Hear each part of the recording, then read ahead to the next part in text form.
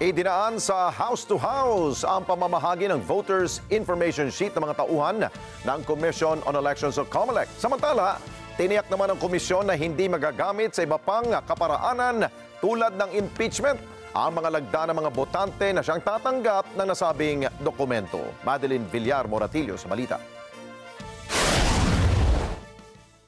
Mismong mga opisyal ng Commission on Elections ang nagbahay-bahay sa kahabaan ng Pasadena Street sa Pasay City para mamahagi ng voters information sheet. Dito makikita ang mahahalagang impormasyon na kailangan ng isang botante para sa pagboto, gaya ng kanyang voting precinct, maging instruction sa paggamit ng vote counting machines at listahan ng mga kandidato.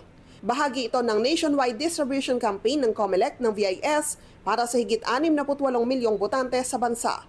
Sabi ni COMELEC Chairman George Garcia, minarapat nilang gawing house-to-house ang pamamahagi para siguradong matatanggap ito ng mga botante. At mag-a-hire kami ng libo ng mga tauhan para po dito. Isa sa mga nabigyan ng VIS si Aling Melba. Sabi niya, malaking bagay ito para hindi na siya mahirapan sa pagboto.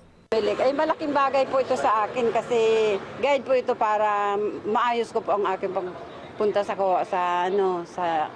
presinto. Pinawi naman ni Garcia ang pangamba ng publiko na magamit sa ibang bagay, gaya ng impeachment, ang mga pirma. Kapag kasi tumanggap ng VIS, pinapapirma ang individual na tumanggap nito. Sa Caraga, may kasama pa pala ang Caraga.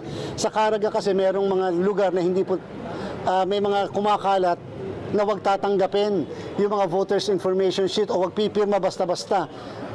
Tanggapin ng BIS pero wag pipirma kasi daw baka gamitin sa impeachment o kaya sa People's Initiative. Wala pong ganon.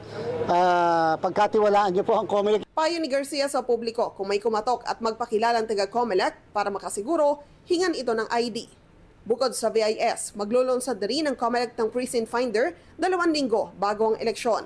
Dito pwede ring makita ng mga botante ang detalye sa kanilang pagboto, maging ang kanilang voting precinct. Meron po tayong ilalabas na Precinct Finder and therefore kahit meron na kayong copy ng VIS, pwede nyo pa rin tingnan yung inyong mga pangalan, ang inyong mga presinto at kung saan lugar na elementary school kayo boboto. Madeline Villar Moratillo para sa Mata ng Agila. Matatag, matapang, matapat.